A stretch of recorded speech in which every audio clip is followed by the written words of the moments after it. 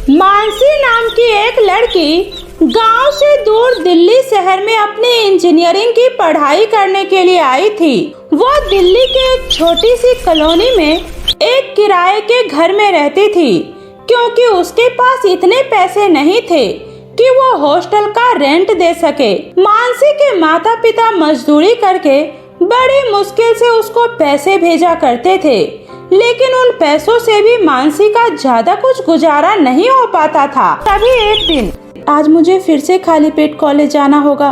मुझे तो ये समझ में नहीं आ रहा है, मैं इस महीने का किराया कैसे भरूंगी। मेरे पास तो एक भी फूटी कौड़ी नहीं है। मुझे अब कुछ काम ढूंढ लेना चाहिए।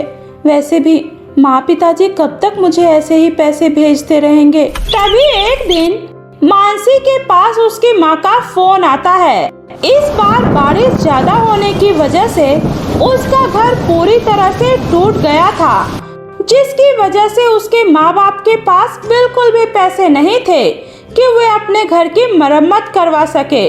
और ये बात सुनकर मानसी को बहुत बुरा लगता है। तभी शाम को दुखी होकर वो एक पेड़ के नीचे बैठी होती है। तभी वहाँ पर एक सुंदर सी लड़की आती है और मानसी से कहती है, एक्सक्यूज मी, क्या तुम मेरी कुछ मदद कर सकती हो? दरअसल मैं इस जगह पर नई आई हूँ और मेरे पास रहने के लिए भी कोई जगह नहीं है और ना ही मेरे पास पैसे हैं। उस लड़की की बात सुनकर मानसी कहती है, देखो, मैं खुद यहाँ किराए के एक छोटे से घर में रहती हूँ और मेरे पास तो खुद इस समय एक फूटी कौड़ी नहीं है, लेकिन फिर भी मैं तुम्हारी बस इतनी मदद कर सकती हूँ कि मैं तुम्हें अपने घर में रहने की जगह दे सकती हूँ। इससे ज्यादा मैं तुम्हारी कोई मदद नहीं कर सकती हूँ। तुम्हारा बहुत बहुत शुक्रिया। वैसे मेरा नाम सिंड्रेला है और तुम्हारा क्या नाम है? और तुम यहाँ अकेली क्यों रहती हो? मेरा नाम मानसी है और मैं यहाँ अपने गाँव से दूर इंजीनियरिंग की पढ़ाई करने आई हूँ, लेकिन शायद लगता है मुझे अपनी पढ़ाई बीच में ही छोड़नी पड़ेगी। अरे तुम ऐसा क्यों कह रही हो? भला तुम्हें अपनी पढ़ाई बीच में क्यों छोड़नी पड़ेगी? क्या तुम्हें कोई परेशानी है? इस तरह मानसी चलते चलते सिंड्रेला को अपनी सारी परेशानी बता देती है और इसी बीच उन दोनों की बहुत अच्छी दोस्ती हो जाती है। लेकिन कुछ समय बीतने के बाद मानसी को पैसों की बहुत दिक्कत होने लगती है। तभी मानसी सिंड्रेला से कहती है, सिंड्रेला, मुझे तो कुछ भी समझ में नहीं आ रहा। अब मैं अपने कॉलेज की फीस कैसे भरूंगी? मेरे पास तो पैसे भी नहीं बचे हैं और ना ही मैं माँ और पिताजी से पैसे मांग सकती हूँ। मानसी, तुम क्यों चिंता कर रही हो?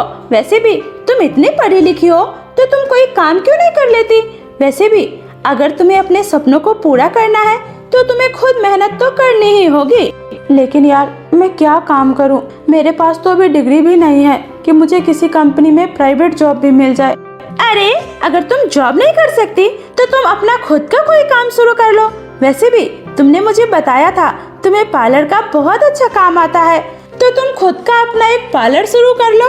इतना सुनकर मानसी सोच में पड़ जाती है। सिंड्रेला, पार्लर खोलने के लिए भी तो पैसे होने चाहिए ना, और मेरे पास तो इस समय 2 वक्त की रोटी खाने तक के पैसे नहीं हैं। फिर मैं अपना पार्लर कैसे खोल पाऊंगी?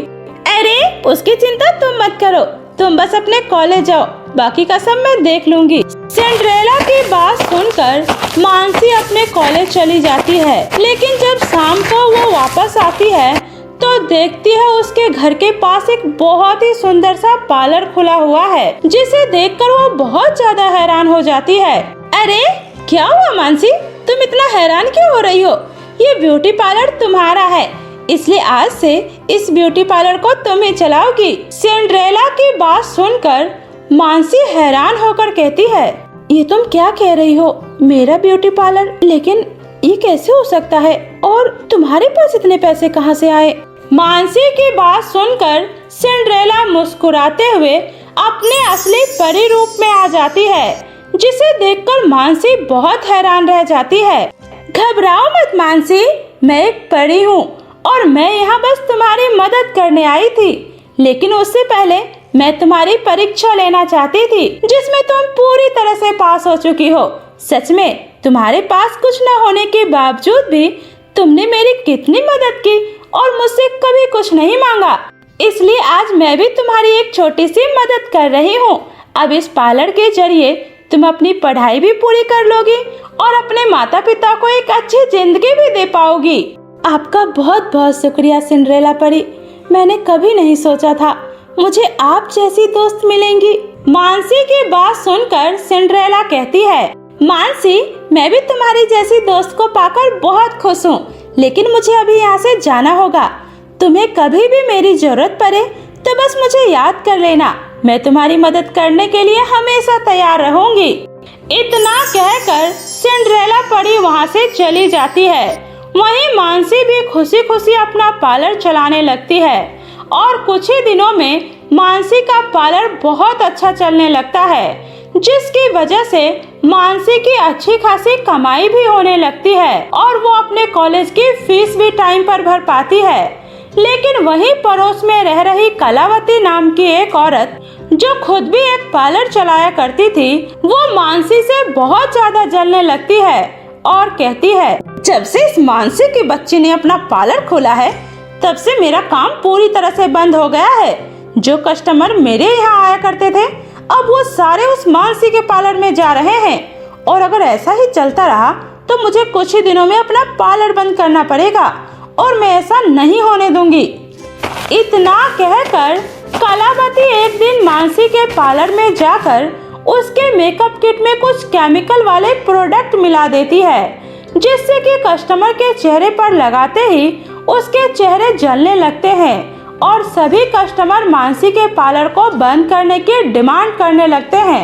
ए लड़की, आज तुम्हारे इस केमिकल प्रोडक्ट की वजह से हमारे चेहरे की ये हालत हुई है, इसलिए हम तुम्हारा ये पार्लर ज्यादा दिन नहीं चलने देंगे। तुम्हें अपना ये पार्लर अभी के अभी बंद करना होगा। हाँ, बंद करना होगा। देखिए, आप लोगों को जरूर कोई गलत फहमी हुई है। मैंने तो कभी भी कोई केमिकल वाला प्रोडक्ट आप लोगों के चेहरे पर इस्तेमाल नहीं किया है। फिर पता नहीं ये सब कैसे हो गया। ए लड़की, तू हम लोगों को बेवकूफ समझती है? हम लोग कुछ नहीं जानते। तुम्हें अभी के अभी अपना ये पार्लर बंद करना होगा, वरना हम तुम्हारे खिलाफ कंप्लेन कर देंगे। लोगों की बात सुनकर मानसी को दुखी होकर अपना पार्लर बंद करना पड़ता है, जिसकी वजह से मानसी की आर्थिक स्थिति फिर से खराब होने लगती है। और एक दिन जब वो अपने घर में दुखी होकर बैठी होती है, तभी उसके सामने फिर से सिंड्रेला परी प्रकट होती है। घबराओ मत मानसी, मैं अभी भी तुम्हारी दोस्त हूँ और मैं यहाँ तुम्हारी मदद के लिए आई हूँ, क्योंकि मुझे पता है तुम्हारे साथ क्या हुआ है। लेकिन इन सब में तुम्हारी कोई गलती नहीं थी। गलती तो उस इंसान की है जिसने ये सब कुछ जानबूझकर किया है। इतना कहकर सिंड्रेला अपनी जादुई छड़ी निकालती है और मानसी को सारी सच्चाई दिखा देती है, जिसे देखकर मानसी कहती है, क्या इसका मतलब ये सब कलावती जी ने जानबूझकर किया था? पर क्यों? मैंने तो कभी भी किसी के साथ कुछ भी बुरा नहीं किया, फिर वो मेरे साथ ऐसा कैसे कर सकती है? मानसी, क्योंकि हर किसी का मन तुम्हारी तरह साफ नहीं होता और इंसान जलन में आकर कभी कभी ऐसे कदम उठा लेता है। पर अब तुम चिंता मत करो, मैं सब ठीक कर दूंगी। इतना कहकर सिंड्रेला अपनी जादुई छड़ी की मदद से एक बार फिर से मानसी के पार्लर को चालू करवा देती है और सभी लोगों के सामने कलावती की सच्चाई ले आती है, जिसके बाद कलावती को अपना ब्यूटी पार्लर बंद करना पड़ता है, क्योंकि कोई भी उसके ब्यूटी पार्लर में जाना पसंद नहीं करता है।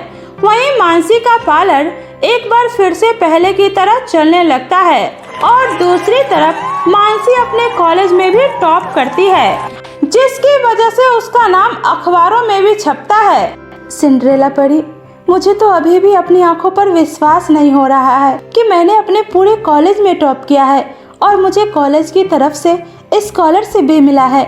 ये सब कुछ सिर्फ तुम्हारी वजह से हो पाया है। अगर आज तुम मेरी जिंदगी में नहीं आती तो मैं कभी भी अपना सपना पूरा नहीं कर पाती।